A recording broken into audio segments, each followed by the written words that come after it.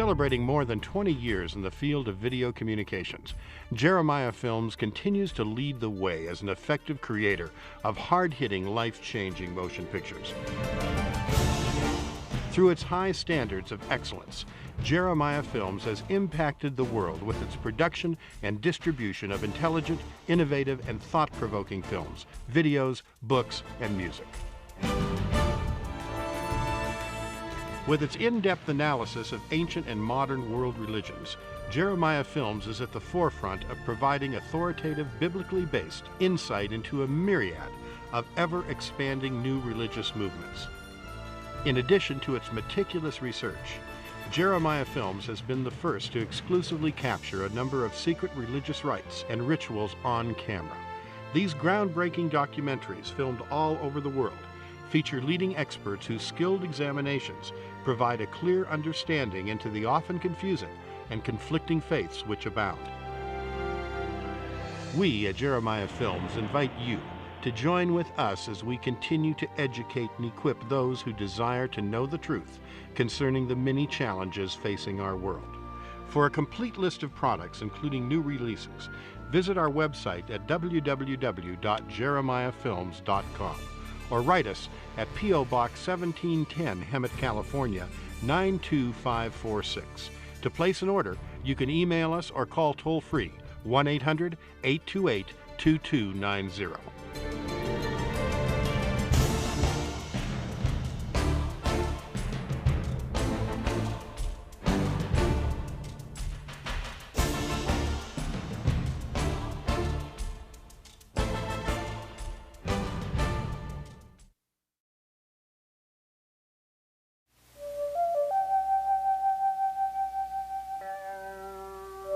India, land of mystery, is the 7th largest landmass and 2nd most populated nation in the world.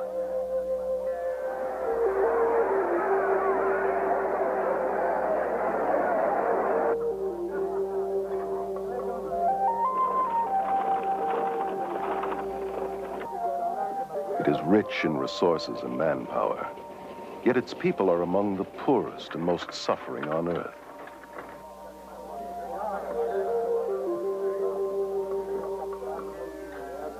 Millions of Indians suffer from malnutrition, disease, and poverty.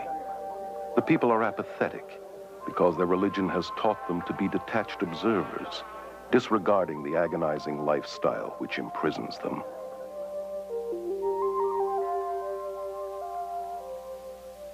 V.S. Naipaul, himself an Indian, describes India as a wounded civilization paralyzed by her religious beliefs.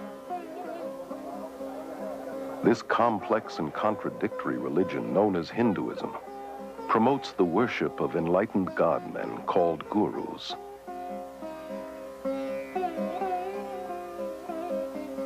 And countless idols.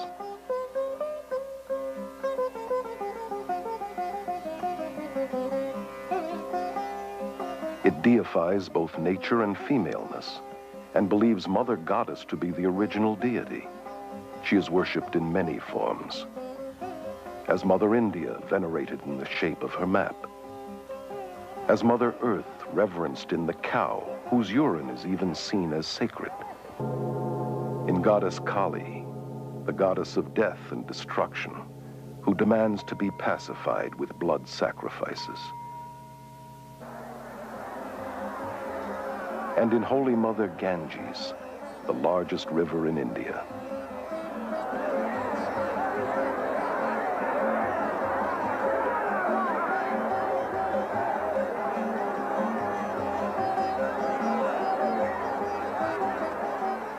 This river is worshipped by millions who flock to her banks to perform daily toiletries and annually dump hundreds of thousands of dead bodies to assure them of a better reincarnation. Its pollution does not dampen the spiritual fervor of the people who believe its waters to be essential for all religious ceremonies and imbued with magical and healing powers. Incredibly, the West is today looking to Hinduism's superstitions for hope. The religion that has all but destroyed India has now infiltrated every area of Western society. Protesting that it is not religious but scientific, it is transforming our minds, science, medicine, mass media, politics, and the church. Hinduism is most seductive when it wears the mask of Christian terminology and has shockingly managed to disguise itself as the latest Christian thought. Hundreds of thousands of Western pilgrims have journeyed to India seeking enlightenment and have disappeared by the hundreds.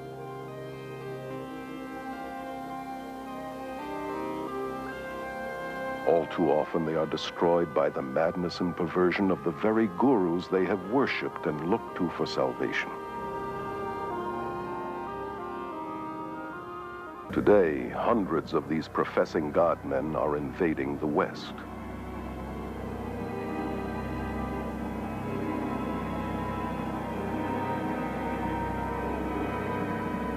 Is there any need for alarm? Or should we continue to welcome these gods of the New Age?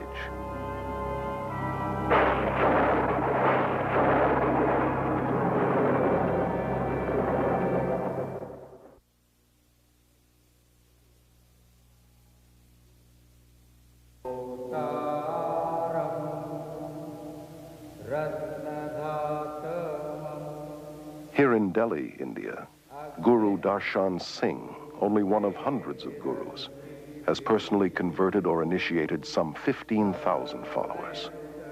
He explains that it is the job of the guru to groom his disciples into the shortest path to salvation. Salvation is the same, but we have various paths leading to it. Some of the paths are long paths, other paths are the short paths. Why is a master then necessary?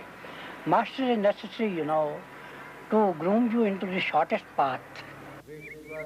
Descended from a long line of Hindu spiritual masters, Rabindranath Maharaj is a former guru and accomplished yogi who was worshipped by thousands. The Hindu needed to be near his guru. The Hindu needed to consult his guru. He eventually saw his guru as the only means to salvation. It is absolutely extraordinary also to look at disciples of some of these gurus that I saw in India, for example. These adoring, huge, open eyes that just will accept anything from him and that just love him beyond anything. I loved Maharishi. I worshipped him. Therefore, everything he said or did or thought was perfectly right in my eyes. I just met Bhagwan and there it was. It's nobody else than him. Bhagwan is my master and I love him. I'm in love with him. That's the only thing I can say. Guru Bhagwan Rajneesh, given refuge by the American government after fleeing his native India, has purchased a 100-square-mile ranch in central Oregon, to which his red-clad disciples flock from all over the world.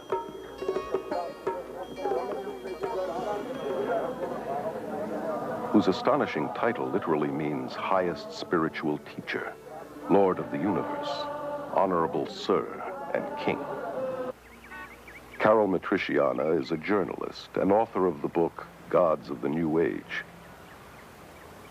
Born and raised in India, she moved to London in 1973, where she became one of England's leading authorities on new religious movements. Prior to Rajneesh's death and the closure of his commune in Oregon, I had the unique experience of spending some time there.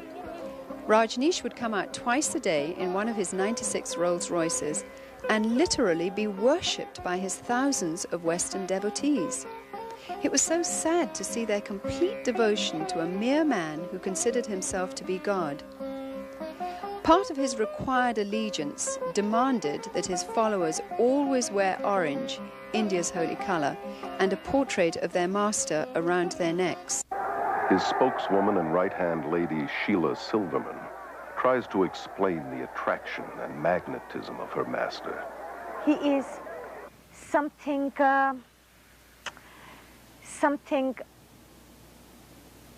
that is so I have no words.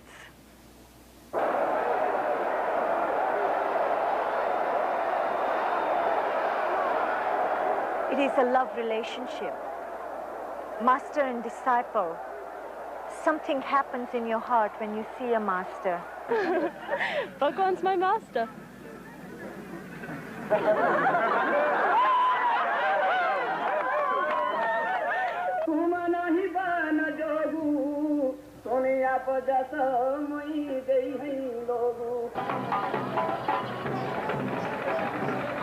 Here at the Kumbh Mela Festival, or Aquarium Fair, in Allahabad, India, 20 million Hindus gather to witness an endless procession of hundreds of these self-proclaimed God-men.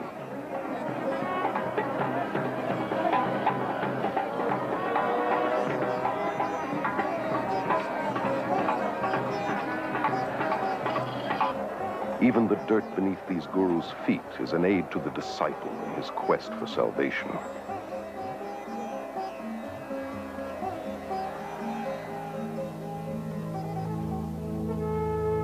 This footage was covertly photographed and smuggled out of India. Naked priests are considered to be the holiest and most dedicated of guru disciples. Many cover their bodies with cremation ashes and dirt and mat cow dung into their hair.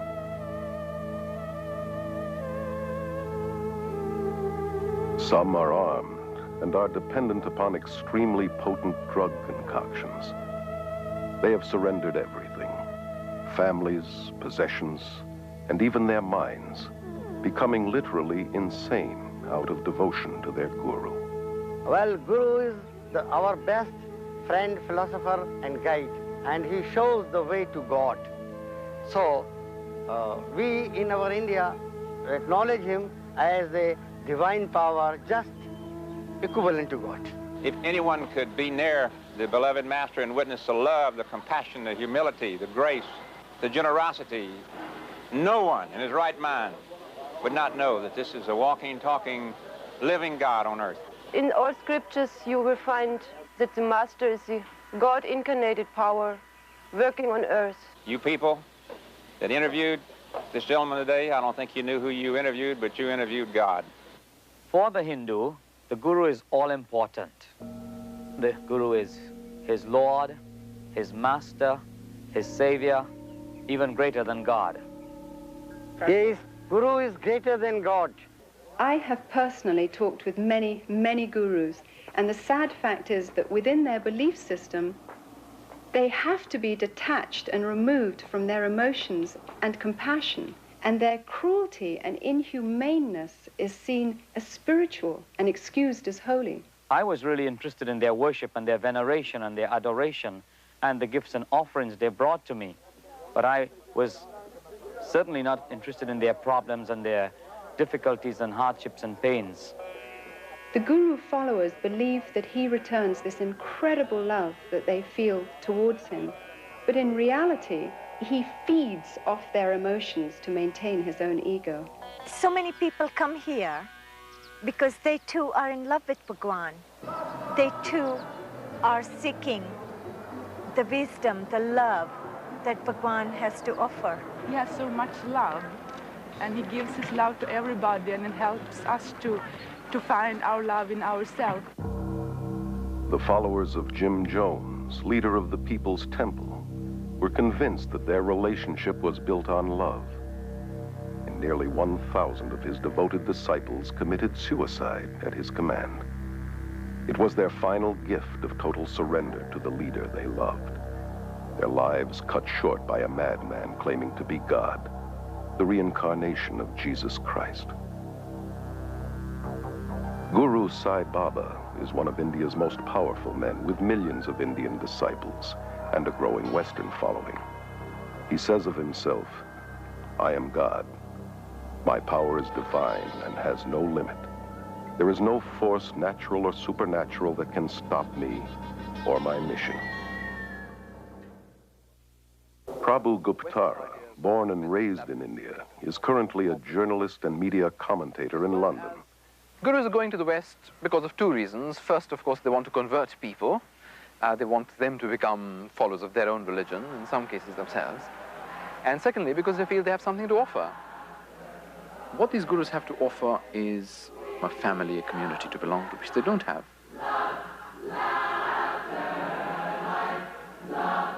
Thousands of seekers, most of them from broken or unstable families, and already emotionally wounded, are becoming victims of the gurus.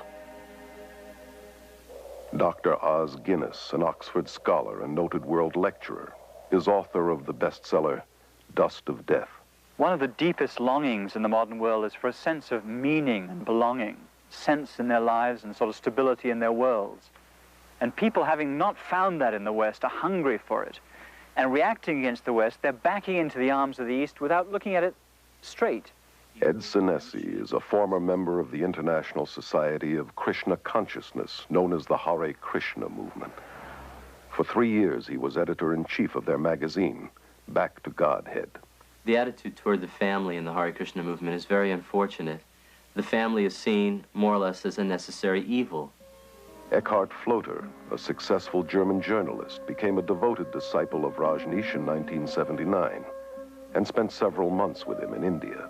Rajneesh clearly says that the family, that marriage, that all these traditional family bonds are rotten.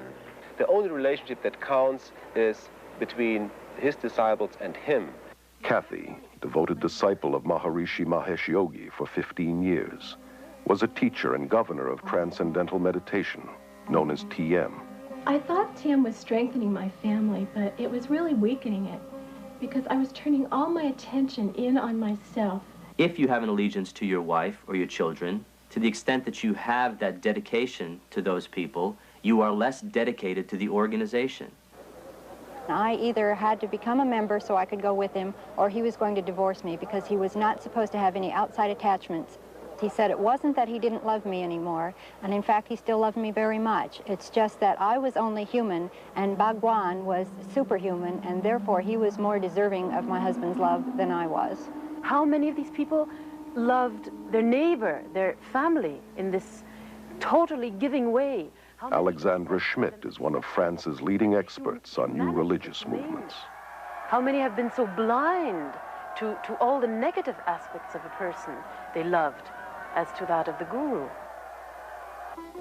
Ellen is a spokeswoman for the Brahma Kumaris Raja Yoga organization, which is completely administered by women who control 800 centers in 40 countries. Our organization has the practice amongst all the participants of celibacy, whether in individuals or married couples. I found myself being attracted to my wife, but I couldn't, because as soon as I felt attracted to her emotionally, physically, then it was difficult for me to maintain my celibacy. So the way I resolved that was to turn her into an object of dislike or hate. We have living proof of thousands of couples who are living in this way and are finding much greater harmony and pure love as opposed to limited physical love. Over 90% of the marriages in the Krishna movement end in divorce. Rather than using our energy in raising a family and being involved in many physical relationships, we're focusing that energy on spirituality. You see, what's so diabolical about all this is that it masquerades as spirituality. In some schools of thought, to be spiritual, celibacy is encouraged, and yet in others, sexual perversion is practiced, not only among the gurus themselves, but by their disciples, including young children. Contradictions are also seen in the attitude towards women, who, on the spiritual level, are the focus of worship. Their femaleness is seen as the creative power of God. For instance, to be initiated by a female yogini is considered much holier than initiation by a male. And yet, on a day-to-day level, women are considered lower than men and treated as less than human. In the religious communities in India, which are known as ashrams, there is absolutely no place for children. And here in the West, the gurus generally don't want the burden and responsibility of children because it distracts the parents from devotion to him and his cause. They have a school system whereby they force the children at age 5 to live in the ashram. A lot of the kids did think it was like a prison. They didn't get to go anywhere but the ranch. And while we were at school, it's really just a place for the kids to go to get out of the grown-ups' way. And they separate them from the mother and father, which is very unfortunate and very destructive. Well, the kids would want to see their mom and dad, you know, just to be with them as a family. The kids wouldn't even know where their parents were, and they'd have to go look for them. And when they did, parents were usually too busy to talk to them.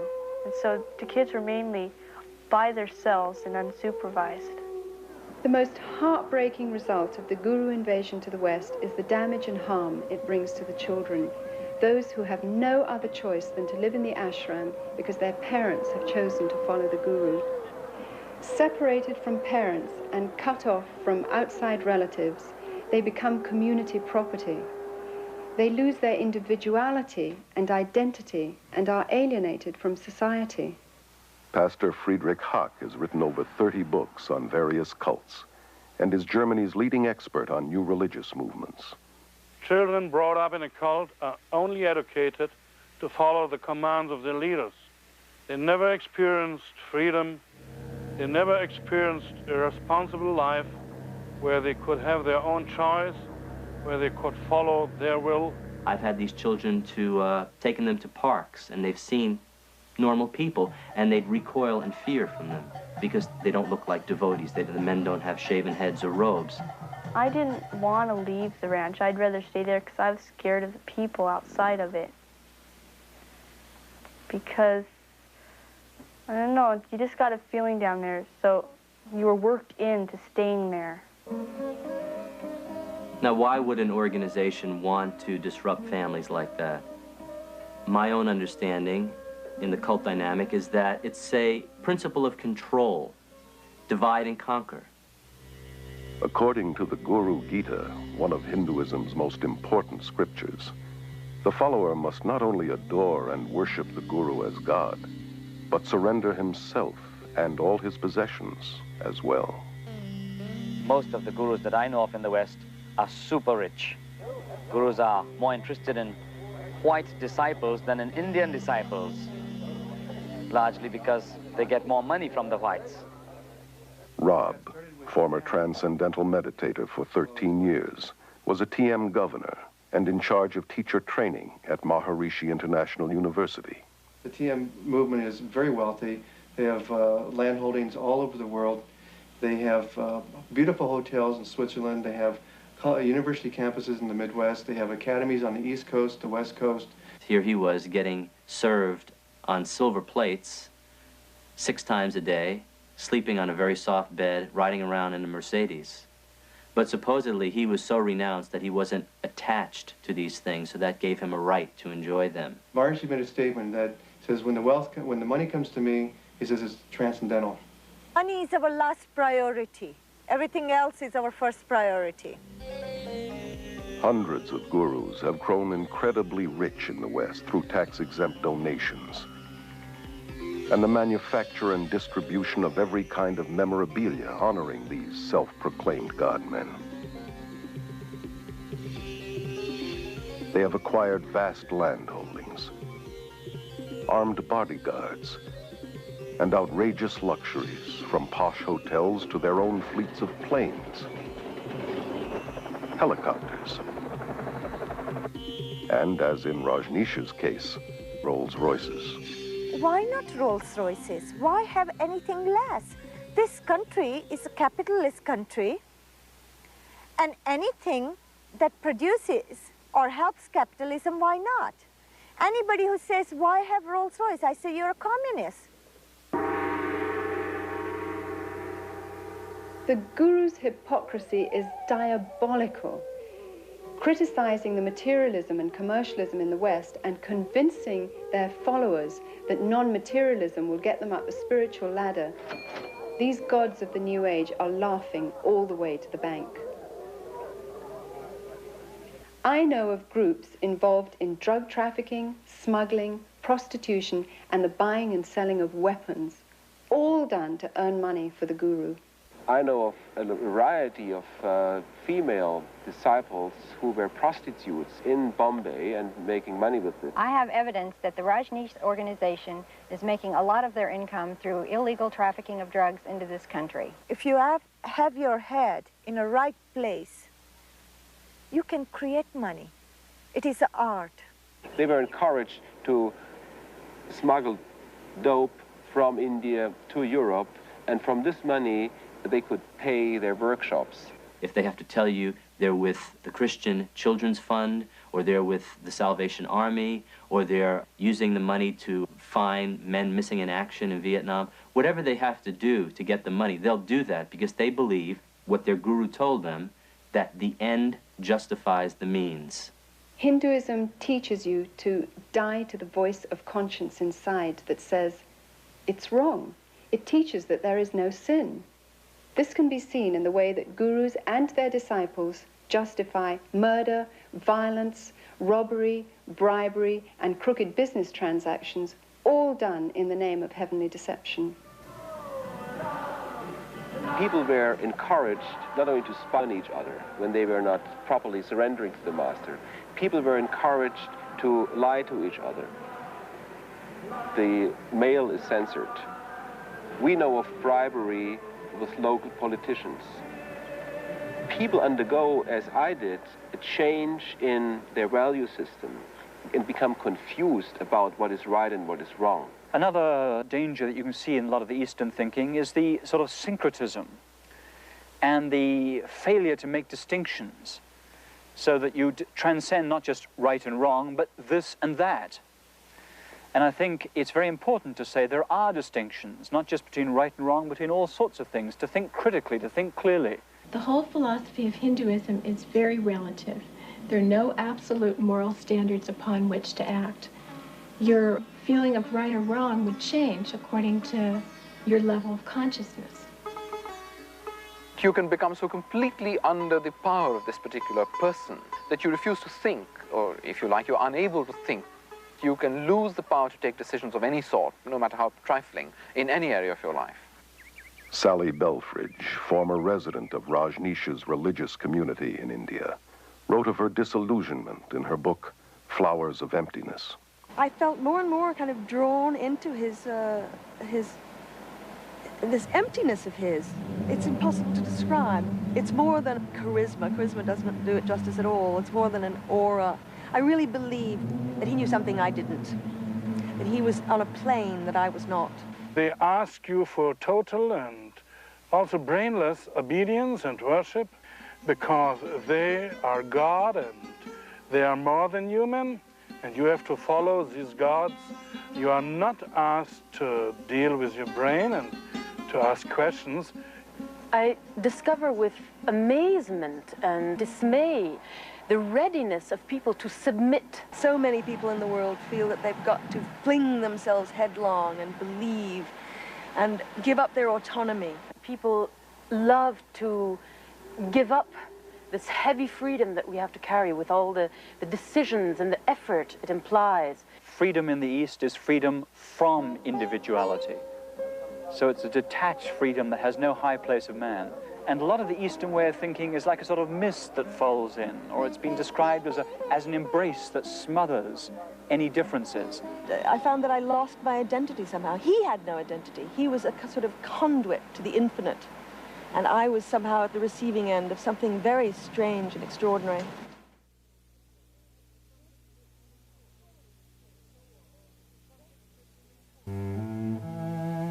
One just was taught to ignore all of the dreadful, the intolerable poverty and suffering of India. There were beggars clustering around the gates of the ashram, day and night, children starving, living in little huts, surrounding what was supposed to be a religious community. The contradiction was disgusting to me, but most of the sannyasins failed to notice it.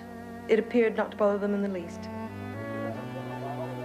It is part of the world of illusion, and the goal is to withdraw and detach yourself from it. So there's no high view of, say, social action or compassion or an outraged concern to see justice in this world. On the contrary, if you do things like that, very often you're just tinkering with a person's karma. They believe that when a person suffers, that that is what he's due as a result of the law of karma, because you've done something very sinful in this lifetime or in a past lifetime. So there's very little compassion. I was a member of the Social Service League at the college, and we were trying to do what we could to help people in the villages. A gentleman who was head of the Department of Hindi came around to us and said, why are you doing this? These people who are suffering in the villages, sick or diseased or whatever, have come to earth in this state because they have done something wrong in their past lives. Now, no matter what you do to them, if you cut short their suffering in this life, what will happen is they will simply come back in their next life in the same state or a worse state. So you're really wasting your time. We feel that the cause of suffering is within, and so to allow people to experience peace themselves, we teach courses in meditation. They seek to escape suffering by numbing their emotions and compassion through meditation. Maharishi, TM's guru, once said that a hungry person can become a happy hungry person through practicing meditation. Although the Hindu tries to convince himself that suffering is only in his mind, an illusion as he calls it, Maya, at the same time he believes that he has to suffer again and again by forever being forced to return to this world through reincarnation. There is no escape from this endless wheel of samsara, life and death, because in Hinduism, unlike Christianity, there is no forgiveness, because there is no sin. Therefore, sadly, also, there is no hope. All the gurus that I know of in the Western world teach reincarnation, a doctrine very central to Hinduism. Reincarnation is all about dying and coming back to this world in one form or the other. Hare Krishna people believe in transmigration of the soul, as they prefer to call it, traveling from body to body to body. These physical bodies don't last forever, even though the soul does. So in the same way that a driver needs to change cars, in the same way we need to change from one body to another. Gandhi called reincarnation a burden too great to bear. Yet it is being eagerly embraced in the West in diluted form, as part of a patent blend of Hinduism and Zen Buddhism, camouflaged with psychological terminology.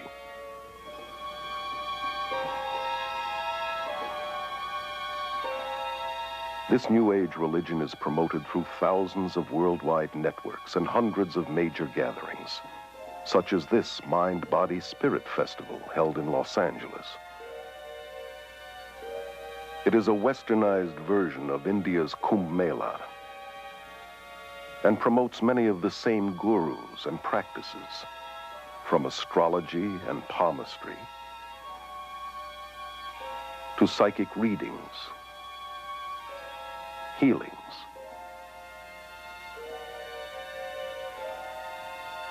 and meditations.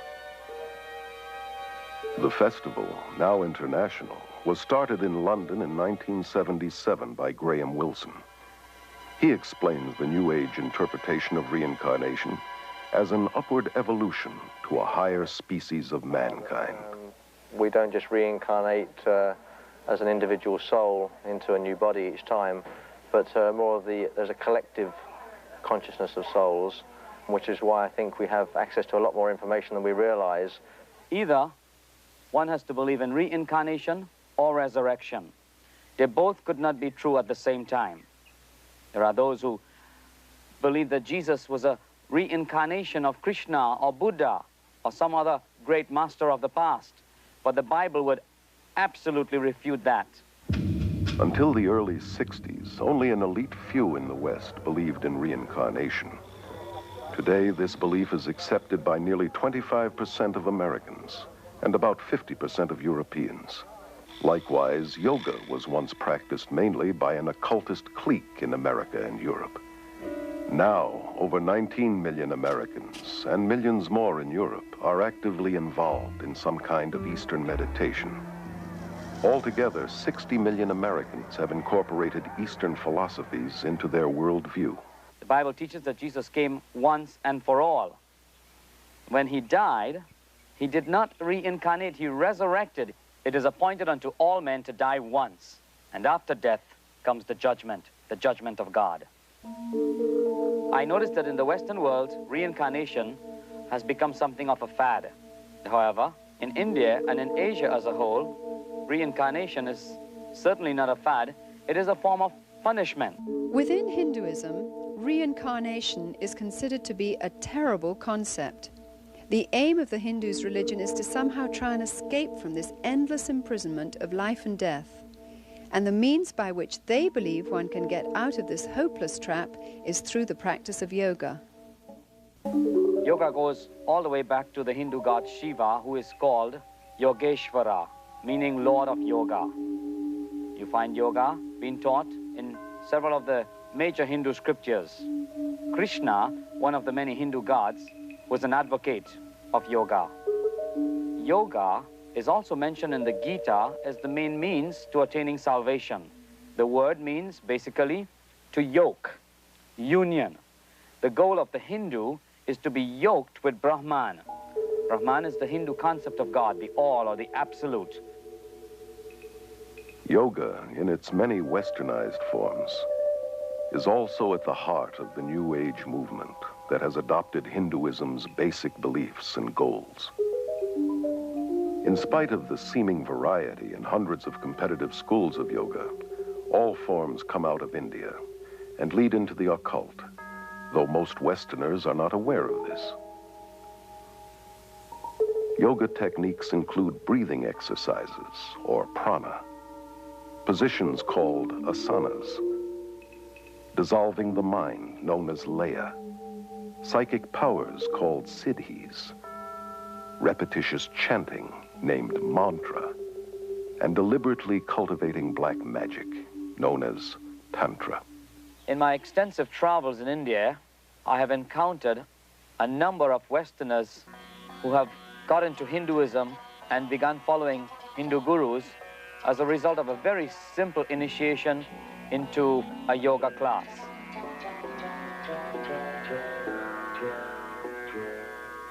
Yoga is in many ways the heart of Hinduism. There is no Hinduism without yoga, and there is no yoga without Hinduism.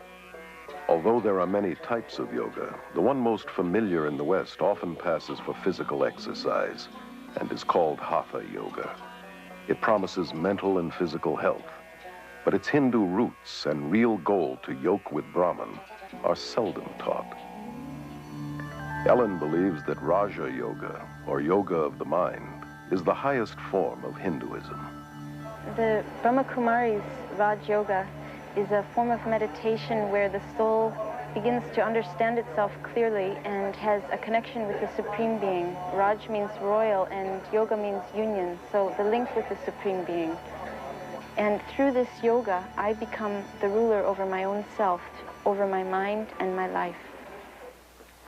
Johanna Michelson, former yoga teacher and assistant to a psychic surgeon, tells of her experiences in the occult in her autobiography, The Beautiful Side of Evil. Another word for mantra is charm, or to cast a spell, if you will. And in mantra yoga, a word or a phrase or the name of a demon god is repeated over and over and over again to bring the individual to a vibration level that will attract that which is being chanted for, to bring about the desired effect. It's exactly what the white witches and magicians, so-called, use in the casting of their spells. We were always told, no, it's just a meaningless sound. Had nothing to do with Hindu gods. But every time a person would sit down, they'd be invoking a Hindu god by thinking that mantra over and over again, be stronger in their life.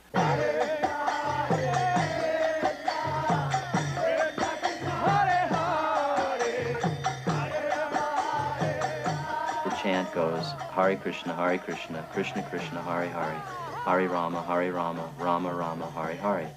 108 mantras is one round, and they chant that 16 times a day. That takes 2 hours to do every day.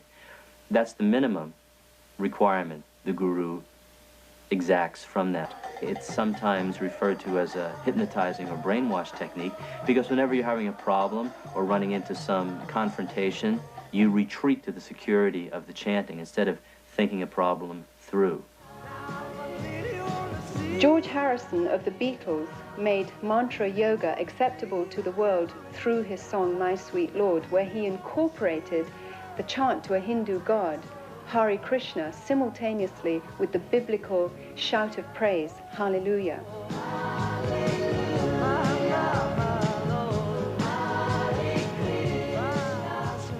He said he did this deliberately to show that both religions are the same and to make Hinduism more acceptable. To pretend that all religions are the same is dishonest, as is the merger of various religious techniques. For instance, more and more Christians use the name Jesus much like a mantra. They claim that it's a tool to get them into the presence of God. Jesus said that repetitious prayer is not acceptable to God. Maharishi Mahesh Yogi, originator of TM, claims to have put Eastern meditation on the mystical map. With over 3 million followers, TM is the largest guru movement ever to invade the West. The Beatles' much publicized visit to Maharishi's community in India in the 60s convinced their millions of fans that TM, the so-called scientific yoga, was an even more powerful way to bliss consciousness than drugs. What makes TM unique and different from any other practice that's going on today is that it offers enlightenment very quickly. It offered a jet ride, you might say, to self-realization. I started experiencing being lost in this state of awareness called the Absolute. In essence, Maharishi taught that we all come from that nothingness, and that is the source of all our consciousness, of all of our thinking and everything we do. Maharishi's primary thrust is the marketing of his Siddhi Yoga, which is designed to develop psychic powers such as levitation. These courses, like most guru programs, cost thousands of dollars. Rob was able to finance his advanced training through government student loans, totaling $6,000. During these sessions, it's a very strange environment. People speak in tongues, they yell and they scream, they talk in foreign languages. It's like a madhouse, and it's real crazy. Everyone bouncing around on foam pads, flying up in the air. Rajneesh is one of India's most controversial gurus, largely because of his endorsement of shocking sexual practices as a prerequisite for salvation. His brand of yoga, called dynamic meditation, is a New Age combination of Hinduism and psychotherapies. This exercise, involving rigorous breathing and hyperventilation, is designed to arouse the serpent force called Kundalini, which the gurus believe lies coiled at the base of the spine.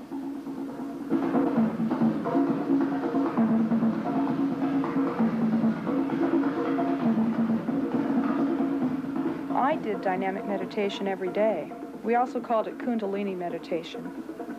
It starts off with a cathartic breathing, and the reason for it is just to move your energy and to get you out of your head and into your body, and you just breathe.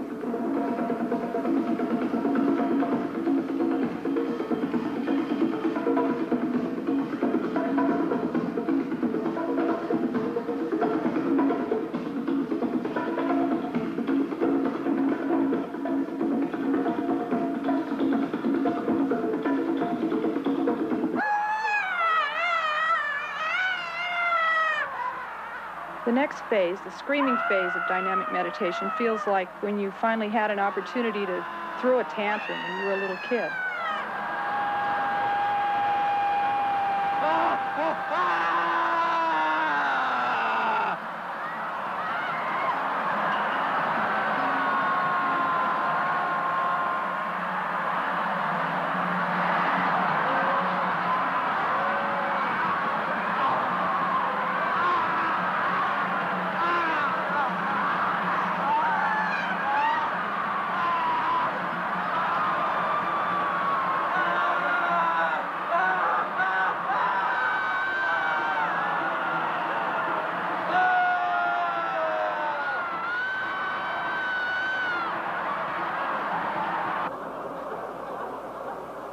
By the time you get to the third phase of jumping up and down and yelling "who," you're hardly there at all.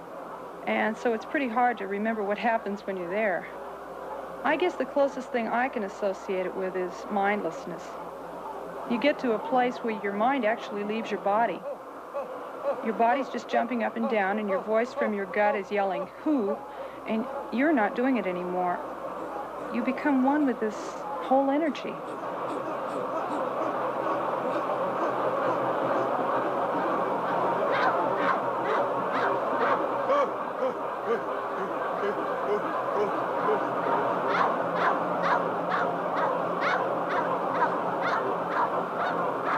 The next phase in dynamic is the quiet space. Someone yells, "Stop," and you've just been doing 30 minutes of intense catharsis.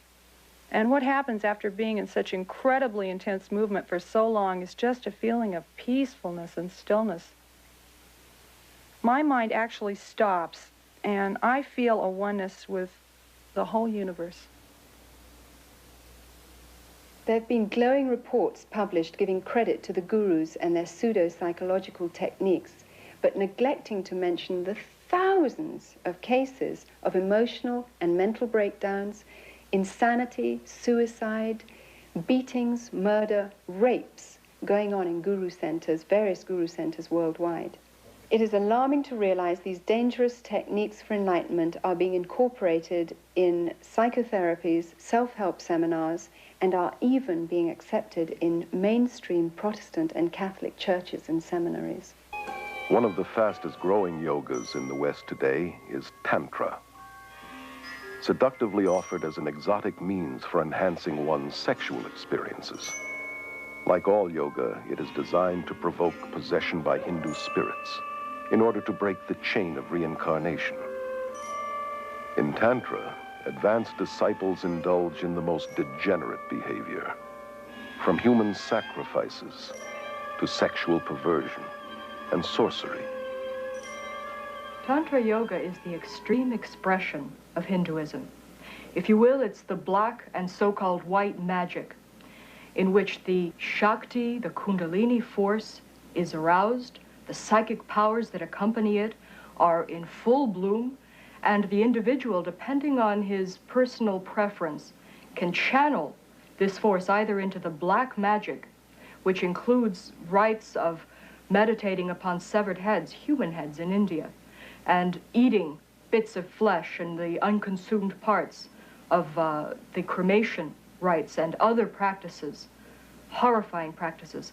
Or they can take it into what they call the white magic part of it, in which they are using this power, this force, for healing, for the benefit of mankind, if you will. Yet Anton LaVey, the Pope of the First Church of Satan, has said it very explicitly. He said that to believe there's any such thing as white magic is mythology. There is no such thing as white magic. All of it has its source in occult psychic power, and it has nothing whatever to do with God. Toby is a yoga teacher at the Scandinavian Yoga and Meditation School in Aarhus, Denmark, which promotes Tantra Yoga. Tantra means to free the mind through expanding the awareness. That means to be able to meet more and more of the reality in everyday life. Although yoga is sold to the West through various gimmicks and techniques, its basic occultism remains the same. The hope of immortality is at its heart, and the dream of realizing one's own inherent divinity is its ultimate purpose. Becoming a Christ, they call it. Despite the claims that yoga is only physical and non-religious, it is the very essence of Hinduism's spirituality. It eventually leads to the realm of the spiritual, to meditation, where the person looks into himself to find the true self, and in finding the true self, he believes he's finding God. You know, the frightening thing to me now, as I look back, is I started having the experience that I was God. And as God, I could completely structure my life and my universe exactly the way I wanted it. Dave Hunt, noted author and lecturer, is one of America's leading experts on the New Age. His books include the bestseller, Peace, Prosperity, and the Coming Holocaust. He explains that Hinduism is based upon the same ideas that the Bible says the serpent introduced to Eve in the Garden of Eden. The yogis teach the same lies that the serpent in Genesis 3 deceived Eve with, that death is merely the doorway to reincarnation, and that humans can become gods. This is either an unbelievable coincidence or an unmistakable identification of the mastermind behind Eastern mysticism. This mastermind is called Satan in the Bible and is also known as the serpent, the ultimate power of Hinduism, symbolized by the serpent, is glorified and worshipped in Hinduism. We see God as the form of light, and the name Shiva is used by our group, but meaning incorporeal being, radiating peace, radiating light, love to the whole world. In India, Shiva is known as the god of destruction. He haunts the cremation grounds and wears a necklace of human skulls and wears serpents in his hair. His power is worshipped. Hindu texts describe the power as the fiery serpent within, called Kundalini. Many people are talking about Kundalini, and really it does mean energy. That means whatever you call it, it is about energy. To take away blocks in your energy system so you are able to function in a more effective level. The serpent has been known as energy or the force and worshipped as the symbol of wisdom and immortality in every religion and culture. Only in the Judeo-Christian Bible is the serpent identified as deceiver, destroyer, arch-enemy of God and man. The old dread and fear of the serpent is being subtly removed from our culture. Even children in schools are being taught to accept the snake through yoga positions like the cobra. Michelle, could you show us how we do the cobra? That's it. Arch your back. That's good. Look forward. Good. You hold it for a second. The breathing exercises are designed to teach you to absorb the prana, the energy life force in the cosmos, to channel it into the chakras, the psychic channels, thus awakening the Shakti force, the Kundalini force, and bringing about those psychic powers, which are such an integral and prevalent part in yoga. So very slowly, let's breathe in through our nose. Very slowly. Breathe in. Breathe out. There are many dangers in the breathing techniques. Even the writers and the proponents of these exercises are quick to warn that not only do these things trigger emotional and mental diseases, which have been known to place people even in insane asylums for the rest of their lives, but they also recognize that these exercises can open your soul and your mind and your entire being to a takeover by demonic forces. The followers of the gurus themselves have been forced to form an emergency spiritual network of 4,500 MDs and psychiatrists to treat those who are freaking out on Eastern mysticism.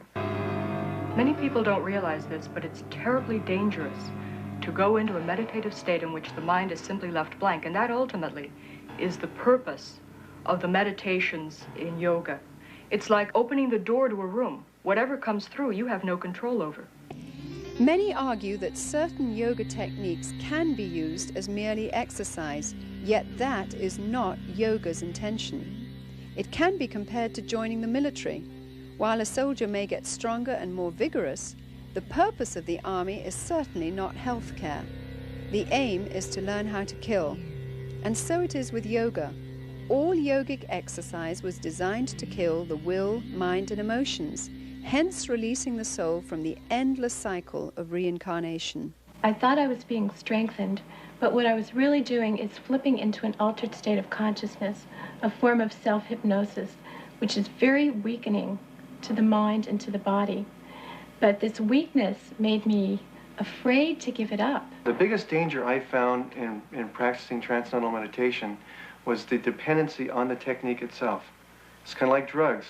A drug addict doesn't want to give up his drugs, and because the experience is so pleasing, and he feels his life will crumble around him if he doesn't have it. I thought I'd have the experience of like leaving Shangri-La and all of a sudden turning old and weak and disintegrating. I was afraid that I would lose my clarity and my energy. But little did I know that when I did give it up, I gained all these things that I never had when I meditated.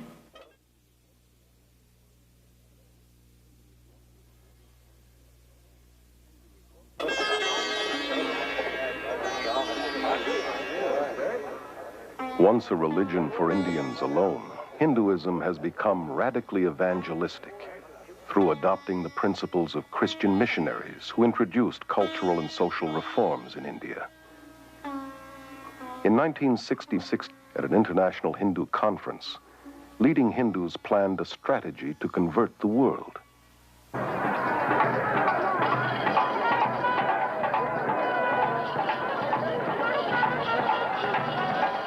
The gurus were chosen as the first crusaders.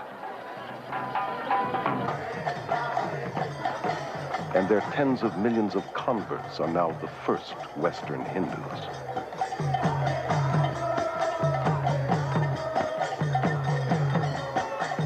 At the World Congress of Hinduism in 1979, a spokesman declared that our mission in the West has been crowned with fantastic success.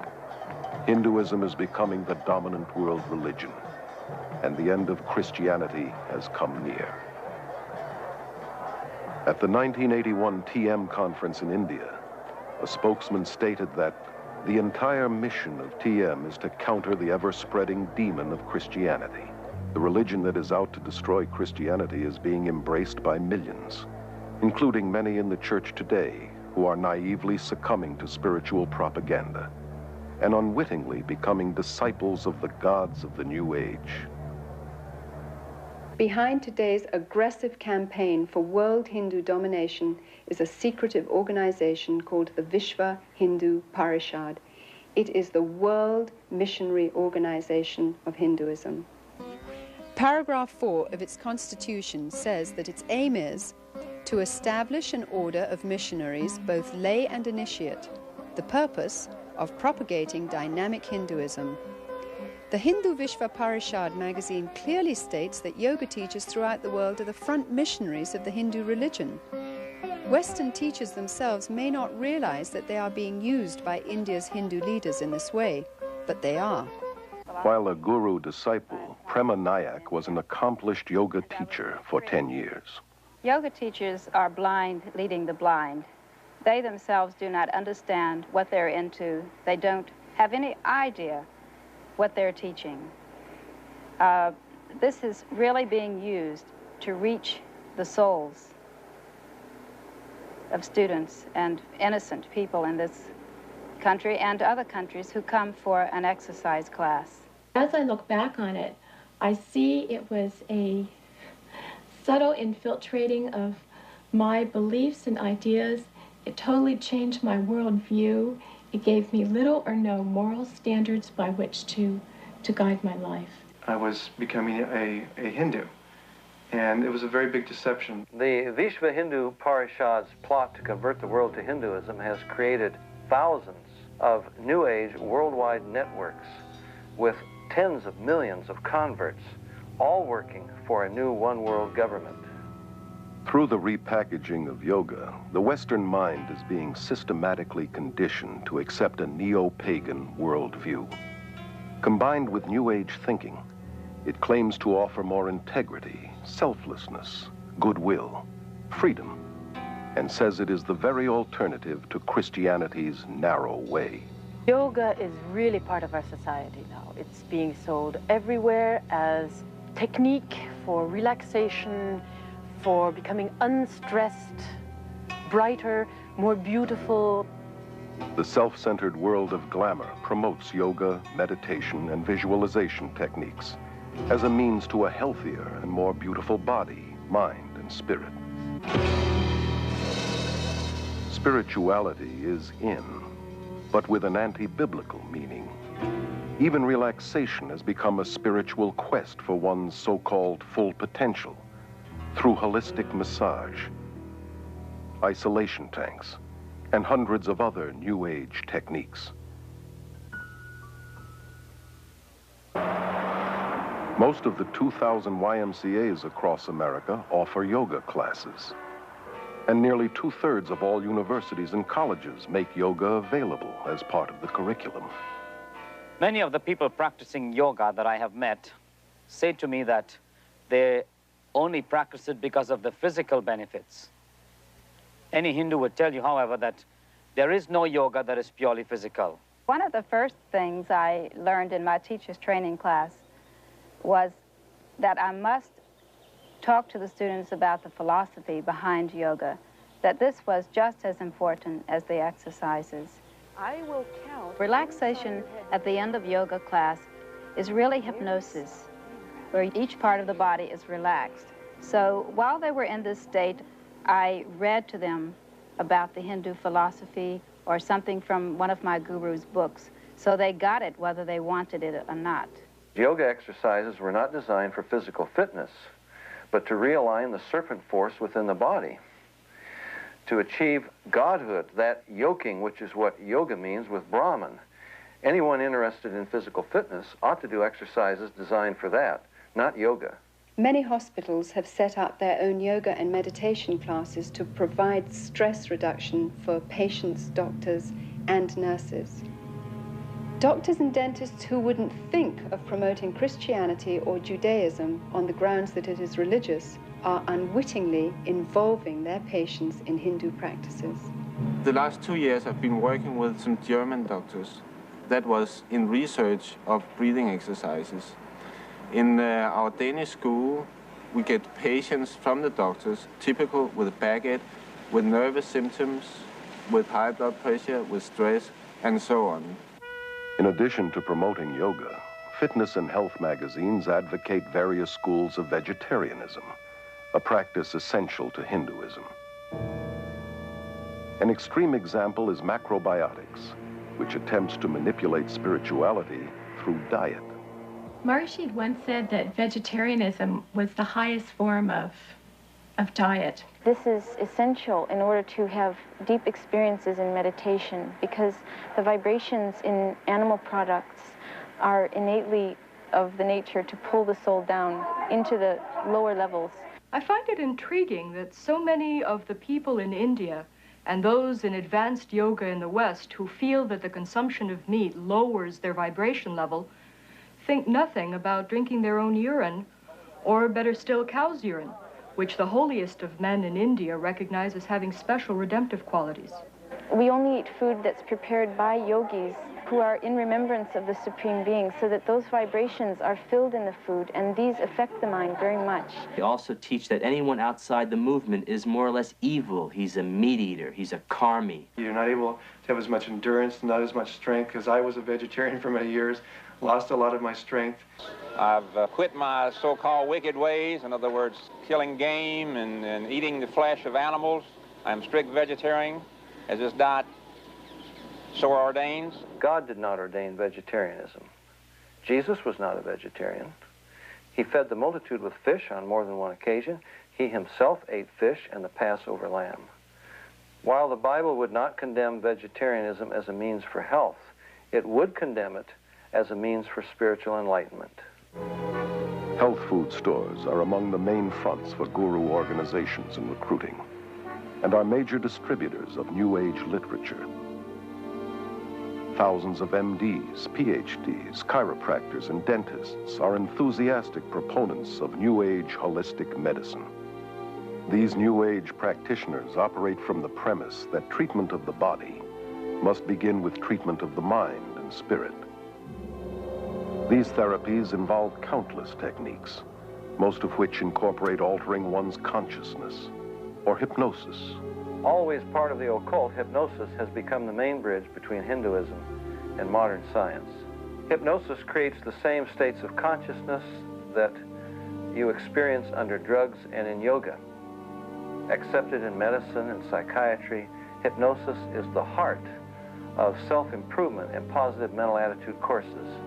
And hundreds of misinformed Christian psychologists use hypnosis in their daily counseling. Even in the church today, faith in God is being replaced by faith in our faith, in our positive thinking, in the idea that somehow if I can make myself believe that something will happen, then it really will. This is a counterfeit of the true faith. Many believe that hypnosis is okay if used by qualified counselors. Somehow used by the right people makes it scientific and not occultic.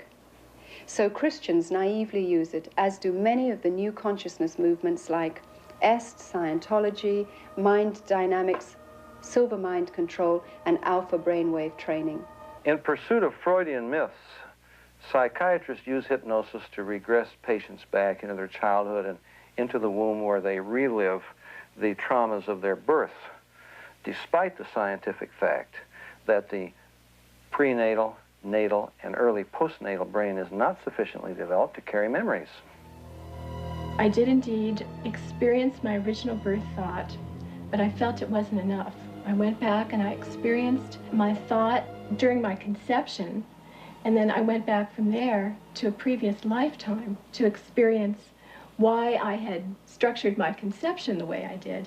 I mean, it's never ending. You can just keep going. Moreover, they take them right back into prior lives where they come out with factual recountings of lives they've lived all over this earth. Obviously, the memory is not coming from the brain. It's coming from a deceptive source. The field of medicine is embracing numerous New Age beliefs that cannot be explained scientifically, such as acupuncture, which claims to manipulate the Kundalini force with needles, and biofeedback, which uses a monitoring device to train a person to control ordinarily involuntary functions, such as blood pressure. The Menninger Clinic's documentary on biofeedback calls it the yoga of the West. Elmer and Alice Green, pioneer biofeedback researchers, admit that it creates the same state of consciousness and results as yoga. This electronic yoga has now been introduced by psychologists into the world of sports, including the Olympics. Businessmen are coming to yoga today because they want to be relaxed in the middle of their day. They want to train their ability to concentrate. Self-help therapies are a motivational tool used by hundreds of competitive businesses across America. Weekend success and positive mental attitude seminars and mail-order subliminal persuasion cassettes promise to improve personal and business performance through a blend of humanistic psychology and Eastern mysticism. One such course, called New Age Thinking for Developing Your Full Potential, has changed thousands of lives for such prestigious clients as the IRS, CIA, U.S. Army, Navy, and Air Force, NASA, General Motors, IBM, Xerox, Rockwell International, Bell Telephone System, Bank of America, and scores of police and fire departments. The human potential movement, with its emphasis upon self, self-esteem, self-love, self-acceptance, a positive self-image, is simply a westernized version of the yogi's self-realization, the guru's concept of the divine within, that we're all God. Rolling Thunder, the Shoshone Indian medicine man, has said, scientists will eventually discover what pagans have always known. That's exactly what's happening through the invasion of Eastern mysticism into the West. Many leading scientists have enthusiastically embraced Eastern mysticism in recent years. Hinduism, which claims to be the oldest religion, is being deceptively packaged as the new science. And a lot of the East is very seductively packaged. It's put over very carefully so that they don't stress the religious side, they'll put the scientific. They don't stress the spiritual side, they'll put the physical fitness or whatever. The yoga we teach has nothing to do with religion. It is scientific methods in the way that you do something and then you get results. Maharishi found out that in the United States that people would not buy the religion package. So offered the scientific package, started getting scientists involved, started to do experiments on meditators such as the breath rate, the brainwave patterns, etc. And when they found out that the metabolic rates lowered during meditation, they found they could present it scientifically and people would buy it better that way. Even as teachers, we were taught the puja ceremony.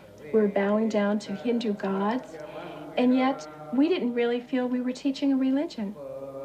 I think that's extremely deceptive and dishonest, because the deeper you get into it, for instance, as people are initiated and so on, what they're taught is the pujas and the basic words and the rituals that are Hindu worship.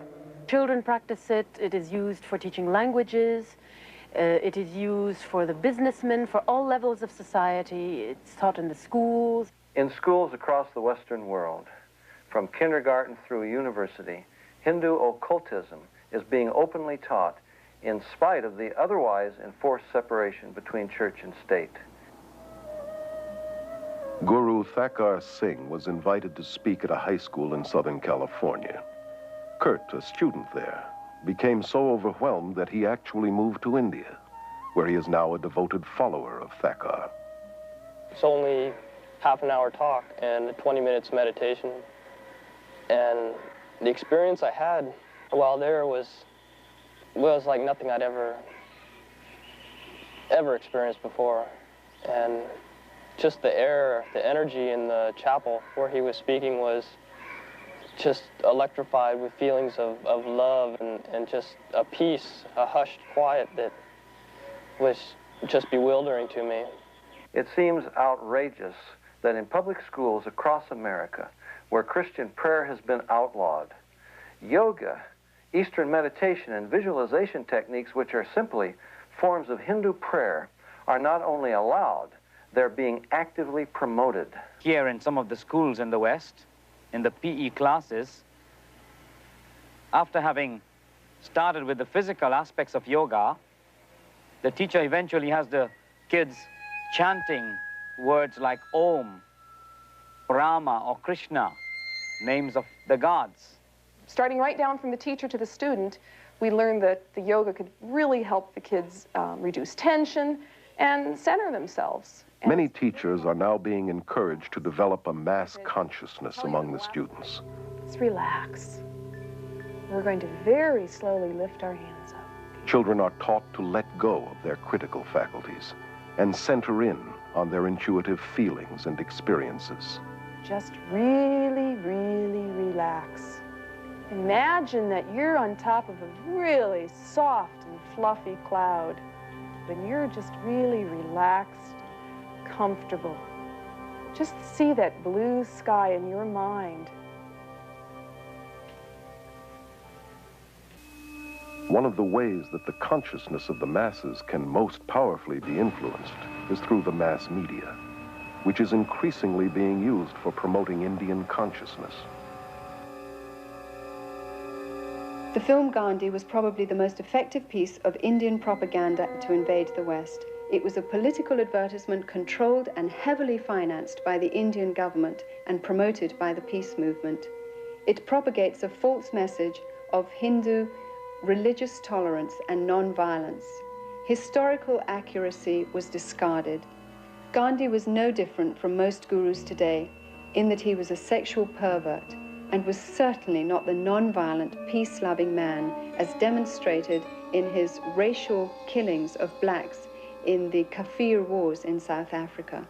The most important message of the film was that Gandhi was one of the first gurus to link Christianity and Hinduism to form one package, a new religion. I consider him to be one of the fathers of the New Age movement.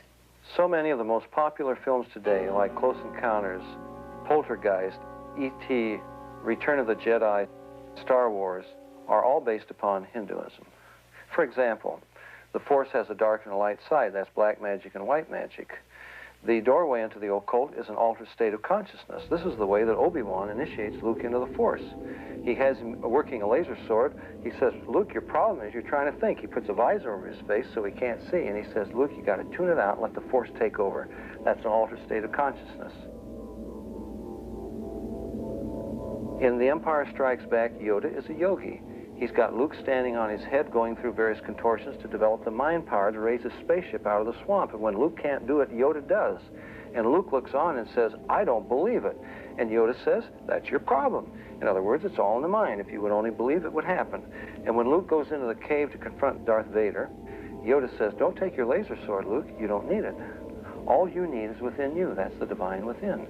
And when he cuts off Darth Vader's head and it rolls to the ground and he opens the visor and sees his own head, that's the most powerful presentation of Eastern mysticism you could ask for. The Beatles sang it, I am you and you are me and he is she and all is one. We are raising an entire generation of children under the bombardment of cartoons and television shows and fantasy role-playing games and movies that are telling them that the occult and Eastern philosophy is a wonderful thing, not something to be afraid of, not something ugly and fearful, but something beautiful with the darling reptilian creatures with the great psychic powers that are drawing these children into an acceptance of things that are dangerous beyond anyone's comprehension. The minds of children are being trained in the use of the supernatural and taught the principle of creating what seems like reality through Hindu psycho-spiritual techniques of mind power. Dungeons and Dragons, for example, requires participants to mentally murder, rape, torture, and otherwise commit mayhem with the aid of occultic powers. In at least one popular game, Hindu deities like the goddess Kali are invoked. Hindu religious techniques, including repeated chants, visualization, and casting spells, are used to overcome enemies. For you students who are new to our fantasy games class today, we're going to be playing Dungeons and Dragons, and I'd like to talk about a few of the advantages of using Dungeons and Dragons in a classroom. You may be wondering why you get to play games in school time. These games are used in gifted children's programs throughout the United States. A clear majority of state-supported schools and colleges incorporate them into their curriculum. And we call this an integrated curriculum. You guys are kind of familiar with that. You may encounter some violent creatures on the way, but the object is to be able to dispose of this ring that is the symbol of evil in the kingdom of Middle Earth. A child can understand the dark and light side of the Force. And to understand the Force is to understand basic Hinduism. George Lucas, creator of the Star Wars series, is in real life a devout believer in the Force, which he says can enable anyone to read minds, see past and future events, levitate, and plug into a nether world of psychic energy.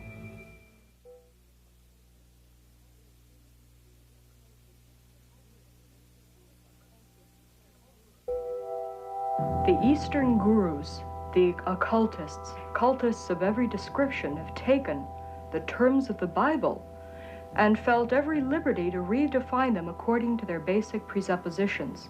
God becomes not a personal individual, a spirit with whom we have a personal relationship.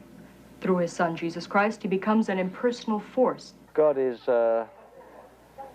something, an energy that permeates every one of us, each and every one of us. And it's both personal and non-personal. Jesus becomes not the way, the truth, and the life, but an avatar, a way shower, one of many paths to God. Jesus Christ, of course, was an enlightened master. Bhagwan is another Jesus, another Buddha. Jesus Christ was a great master, like our master is today. The Word made flesh, as the Bible puts it. Jesus himself warned us that in the last days many would come claiming to be Christ and Messiah. Our landscape today is literally crawling with individuals claiming to be Christ, and the Eastern gurus are right on the top of the list. There are two things the gurus have done. On the one hand, they've used Eastern-type words that are floating about in the West, words like energy, vibrations, and so on. And they've also used words, phrases, ideas from the Bible, from the teachings of Jesus, misused them, twisted them around to draw people to themselves, to suggest that the things that Jesus was talking about are actually the things they are talking about, when actually it's not so at all. In Holy Bible, it has been explained very explicitly that be ye perfect even as your Father who is in heavens is perfect. And we are also basically the same as he is. And when you know you're a perfect man, then you can go upward and you can become divine. Each human being is naturally peaceful, naturally pure, naturally good, and the quality of evil is our unnatural state.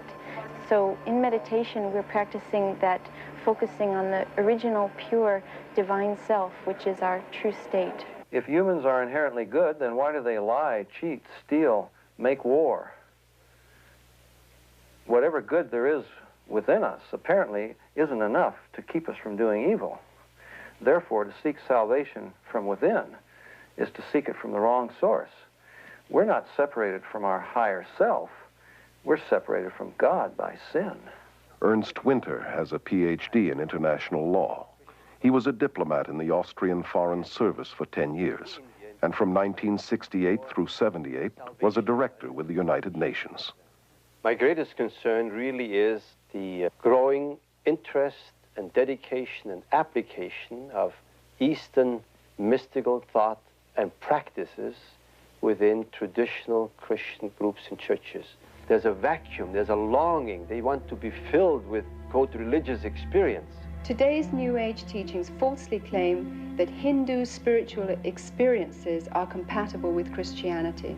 And the incredible thing is that so many Christian leaders, through their books, magazines, sermons, radio and TV programs, encourage millions of Christians to seek Christianized Hindu experiences.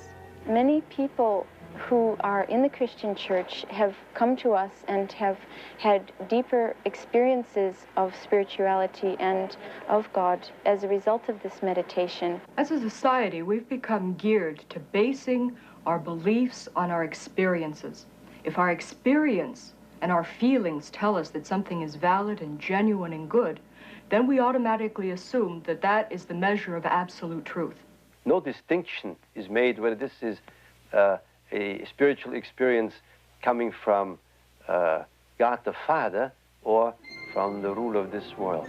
The appreciation of Satan or the devil or demons has diminished enormously because rationality says there cannot be a Satan, cannot be demons. These are psychological phenomena, maybe even have to be treated by a psychiatrist.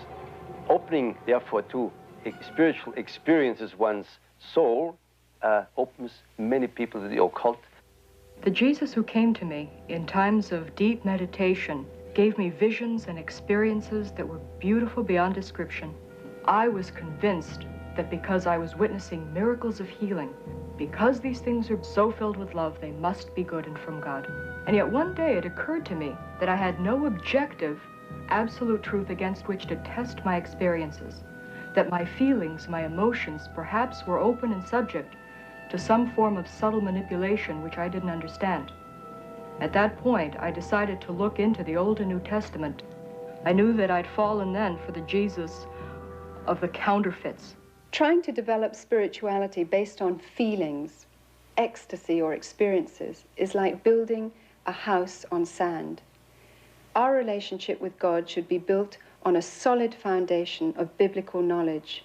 Now, I believe that we are challenged to test the Spirit, that we should read Scripture, that we should study the Bible, and that we should not value experiences higher than the Word of God. Biblical meditation is thinking deeply on the person and work of God and Christ, concentrating on and knowing His Word. Most Catholic monasteries and most Protestant Bible schools have introduced one system of meditation or another, and they are based upon the practices of yoga. Many of the church people, and particularly the leaders of the churches and denominations, look with great hope to Eastern mysticism that it would bring new life into a dead body. I recently graduated from a major American theological seminary, and I've seen an alarming influence of Eastern mysticism in terms of using meditation techniques, biofeedback, self-hypnosis, autosuggestion as a tool in order to gain mental and physical health. The danger to the students is that these professors are using Christian terminology in order to describe Eastern techniques. One of the professors who is teaching Christian meditation told us to empty our minds because we should kind of image God in this meditation. The belief that we can create reality with our minds comes directly from the Hindu concept that everything is an illusion, or Maya. This is the new delusion in transpersonal psychology, and it's rampant even in the evangelical church today, where it's becoming increasingly popular to believe that we enhance worship by visualizing an image of God or of Jesus, that we create the answer to our prayers by visualizing what we're praying for. Creating a visual image of Jesus or God in our minds is no less idolatrous than if we made the same image out of wood or stone. Forcing God to participate in a situation or honor a desire that I have visualized in my imagination is simply a devious way of attempting to manipulate Him into doing what I want without admitting it. While infiltrating the Christian church, Eastern mysticism is also powerfully influencing world politics. Under the umbrella of the United Nations, countless New Age groups spread their philosophies worldwide. Many UN leaders, UN agencies, and the World Council of Churches with its deep UN ties promote New Age beliefs and practices. The UN has its own meditation room and resident guru, Sri Chinmoy. Even the United States Pentagon has meditation rooms. A graduate of Harvard School of Divinity, Leland Stewart, directs the Unity and Diversity Council, a powerful New Age promotional network that originated with a 1965 directive of the United Nations General Assembly. Unity and Diversity Council is a worldwide coordinating body of what we call it individuals, organizations, and networks looking toward a time in which there will be one single organized energy of networking throughout the planet. Under Stewart's leadership in 1982, this group linked arms with Graham Wilson's Mind, Body, Spirit festivals, forming a vast army dedicated to the merger of all religions into one, under a world leader. I am very interested in the harmony of all religions, not just to give birth to another religion, but rather to produce, let's call it, a universal religious outlook through which there can be a new connecting of all cultures and all religions, all races. In this growing consciousness of sharing godliness and looking for a leader to lead everyone into this new heaven, the UN plays a very important role inasmuch as it is a support system. Any group that meets to discuss these matters would be very eager and very careful to have UN sponsorship. Our organization has been represented in the United Nations. We have an office there, and this has been going on for approximately 5 years. We've been involved in all the sessions that are going on in the UN. We've been able to watch and participate, offering meditations and presentations. How is this possible? I think it became possible by the thought and actions of one man in the UN, Robert Mueller, who was continuously emphasizing that the UN has to be a support system to this conditioning of man, to this sharing desire, to this looking for a one world government, for one world leader, and playing down, and I believe myself correctly, that the UN is not that world government, that it is a conditioning device, that it is an aid, a support system. It gives prestige to otherwise completely outlandish groups. The Brahma Kumaris World Spiritual University in India is used by the UN and its members for conferences focusing on world peace and unity. Delegates from all over the world, VIPs, are attending to express their ideas and to experience peace in a very real way themselves. This experience will enable them also to draw up new laws for universal peace. This will be endorsed by heads of state and submitted as a practical form for the United Nations. Many evenings, the UN building is even used for lectures, talks, meditations, enlightenments, on how to make one better world. The leaders are asked to meditate and be involved because this is part of their instruction of brainwashing, and all this is part of the conditioning for the vision of a new world or of a new age. This guruistic system in politics is very dangerous for our democratic society. It will at least bring a loss of freedom, a loss of security, and a big danger for all mankind. So I believe Guruism is preparing the world for some political fascism too. Actually, we're being prepared for this surrender to an authority in a way that perhaps we don't realize.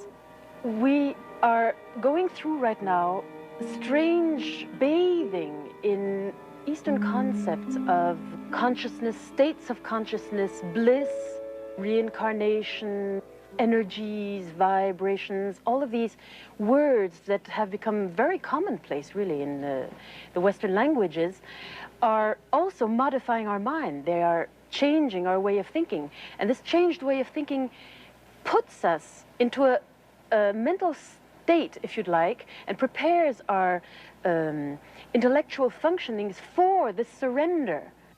More than ever before, the human race seems willing to surrender spiritually and emotionally to a charismatic leader who can offer peace and prosperity to a world trembling on the brink of ecological and social collapse, international financial chaos, and a nuclear holocaust. Well-known New Ager Benjamin Creme claims to be the coming world leader's advanced public relations man. In 1982, full-page advertisements around the world announced the coming of Creme's New Age Christ, which gave fresh hope to millions. At this press conference in Los Angeles, he described how this Christ would make himself known. It is a truism today to say that we are at the dawn of a new age, the age of Aquarius. And it is important to remember that all of the great religions await the coming of a teacher. The Christians await the return of the Christ. The Muslims await the Imam Mahdi. At the same time, the Buddhists await the coming of another Buddha. The Hindus await the return of Krishna, and the Jews, as always, await the coming of the Messiah. I'm speaking today about the return of such a teacher. Christians are awaiting the return of the resurrected Jesus with the nail prints in his hands and feet. But the followers of the gurus are awaiting a coming world ruler who won't even claim to be Jesus, but the latest reincarnation of the Christ Spirit, and he will have the psychic powers to prove it. Simultaneously, throughout the world will take place hundreds of thousands of spontaneous healings and cures, which will reinforce, if that were even necessary, the fact that it is the Christ himself. The day of declaration will be the outstanding event of this or any other century. On that day, the radio and the television networks of the world will be linked together. We shall see this extraordinary face on our television screens. But he will not speak. His words will drop silently into our minds in our own language. This is the significance of the altered state of consciousness reached in yoga and other forms of Eastern meditation. A Nobel Prize winner has described the brain as, quote, a machine that a ghost can operate, unquote. What that means is, in an altered state of consciousness, the connection between my spirit that normally operates my brain and my brain is loosened, and that allows another spirit being to interpose itself, begin to tick off the neurons in the brain, create an entire universe of illusion, astral travel, give psychic powers. In this way, the world is being prepared for some ultimate delusion. He will indeed inaugurate a great new world religion, and at the very most sacred core of that new world religion will be the process which is called the esoteric initiations, which take us out of the strictly human kingdom into the kingdom of God. David Spangler, board member of the Planetary Initiative for the World We Choose, which comes out of the United Nations, declares that Lucifer is the same force as Christ, that Lucifer prepares us for our own Christhood, that this is the final Luciferic initiation into the new age. Benjamin Creme's Christ may not be the world teacher and ruler of world peace as he forecasted, but without question the stage is being set today for what the Bible calls the apostasy, or man's abandonment of God. This climate is ushering in the final actor, the counterfeit, who the Bible predicts must come before the return of Jesus, the true Prince of Peace, who will then reign for 1,000 years. The merger of science and mysticism is now in full blossom, and its evil fruit will be the new universal religion of the coming world dictator that the Bible identifies as the Antichrist. Today's revival of paganism and Hindu practices, which form the heart of the New Age movement, was ironically the same kind of foundation that prepared the way for Hitler's rise to power. The Germany of the 20s and 30s was in social and economic despair and looked for a leader who would free them from the Great Depression. The man with a promise of hope was Adolf Hitler, who claimed he was ordained of God to usher in 1,000 years of peace and prosperity. His hypnotic powers manipulated an entire nation to surrender its collective mind to him. Obsessed with the occult, Hitler drew many of his bizarre ideas from Hinduism. He took the symbol of the swastika as his own, a Hindu symbol of power seen in many of today's temples in India.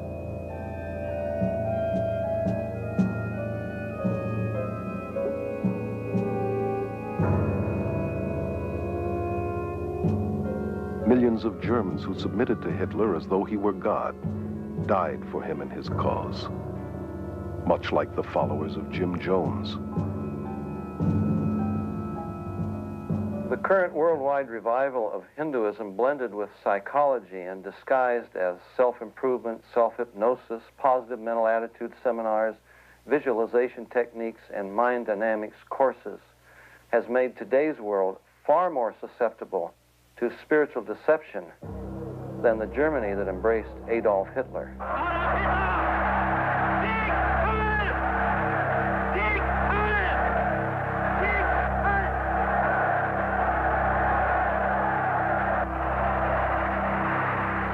Today, a desperate world is looking for another spiritual leader. Has the human race learned nothing from its own mistakes?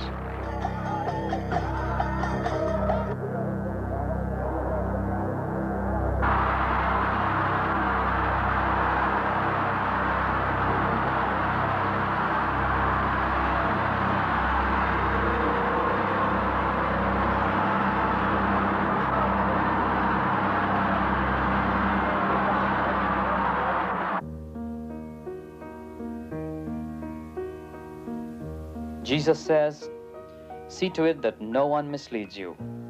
For many will come in my name, saying, I am the Christ. Behold, here is the Christ, or there he is. Do not believe them. For false Christs and false prophets will arise and will show great signs and wonders, so as to mislead, if possible, even the elect. Let no one deceive you.